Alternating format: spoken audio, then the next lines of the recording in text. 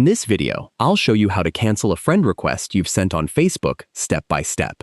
If you accidentally sent a friend request or simply changed your mind, you can withdraw it before the other person accepts it. To get started, open the Facebook app and sign into your account. Tap the search icon and enter the name of the person you sent the friend request to. Open their profile from the search results.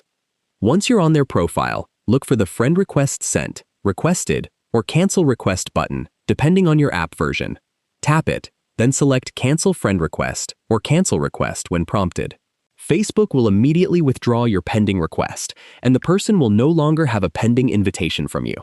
If you can't find the person's profile, you can also review your sent friend requests through your Facebook account settings if that option is available for your account.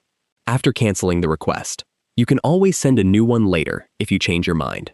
Remember that canceling a friend request does not block the person or prevent future friend requests, unless you also adjust your privacy or blocking settings. If you found this video helpful, please like the video and subscribe to the channel for more easy app tutorials. Thanks for watching.